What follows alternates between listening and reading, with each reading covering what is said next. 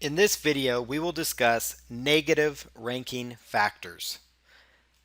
Negative ranking factors are things that you do on your website that actually are harming your rankings, meaning you're making it difficult for you to rank high within the Google search engine, the Bing search engine, or the Yahoo search engine. Here are some of those methods: linking out to low trust websites, duplicate content, not being mobile friendly, spelling and grammar issues, readability issues, broken videos or use of Flash, the ignoring the canonical URL. Linking out to low trust websites. Be very careful when linking to other sites from your website. So when you add a resource to your site, maybe if you are going through the process of creating content by curation, meaning you're putting together a list of resources, be very careful about who you link to. Send links to only trusted websites. Watch out for fly-by-night sites that you link to. Even though they may look really good, they may be a brand new website that actually just spent a lot of time on a nice clean design. If a site asks you to link to them, make sure it is a good site before you do that. Avoid linking to sites with low quality content.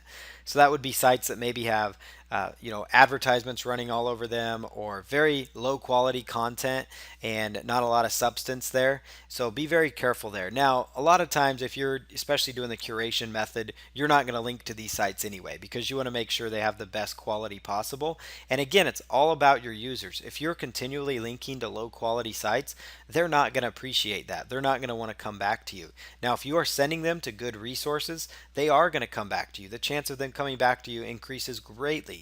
Just like Google, they're going to put a lot of weight on you, saying, you know what, this site is quality because he's sending traffic to quality sites as well. If a site provides really good content, link to it. View the page rank and age of a site before linking to it. Use the Google toolbar to get an idea. The Google toolbar will tell you what the page rank is for that site, how it looks. Look at the Who Is data to see the age of a site that you link to. Has it been around for more than a year? That might be a good factor. If the site was just built a few months ago, there's a good chance it might be a fly-by-night. It doesn't always mean it is, but it's a good chance, and it may be something that you want to wait on and say, you know what, come back to me in a year or two if your site's still there, and then we'll talk about maybe getting a link. You don't want to just link to a site, because that could involve you having to take that link down, edit it later, and that also is a bad user experience as well. Duplicate content. Be careful about using duplicate content. We already stressed that in the on-page factors because it is so important, but I wanted to stress it again. This would include covering the same content on your site.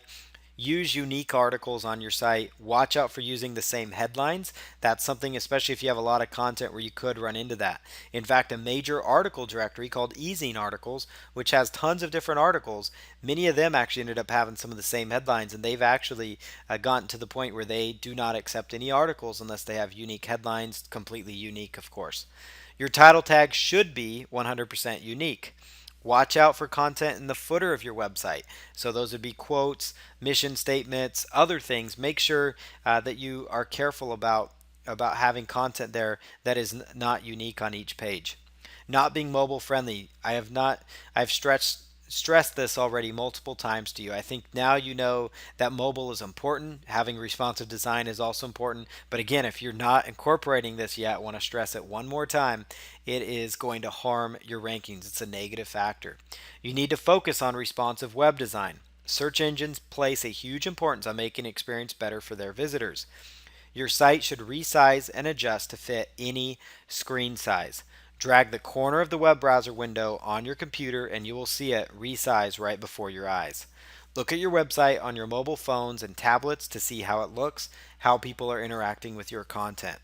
Use Google's PageSpeed Insights tool to check for page speed and review errors that you can fix, so errors related to your content that you could improve upon. Ensure your images are sized appropriately as well. You don't want to have oversized images. It's going to be slow to load on mobile devices and on your website, so it's actually going to help your main website as well.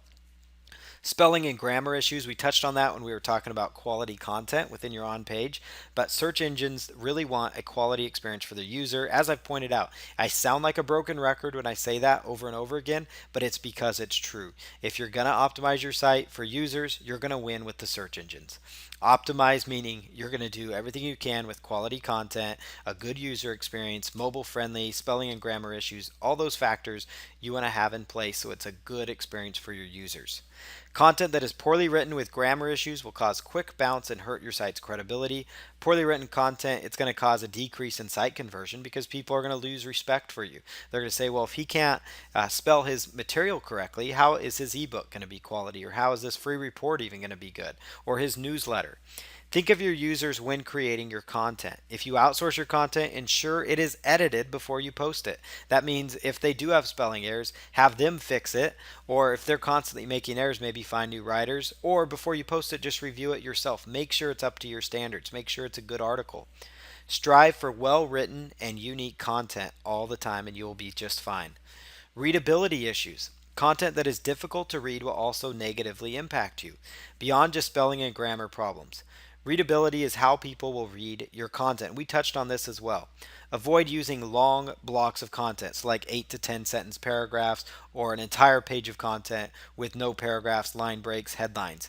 Instead, break up your content into short, easy to understand paragraphs, maybe 2, 3 sentences. This makes it very easy on the eyes. People are going to want to stay around and read. It's actually going to cause people to quickly bounce off your site and will impact your rankings. If you have a low bounce rate, it's going to hurt your quality score. Your background color and font should be easy on the eyes. Traditionally, most common is a white background with black font. Here for these PowerPoints, I'm using a blue background with a white font, but you notice the content jumps off the screen there.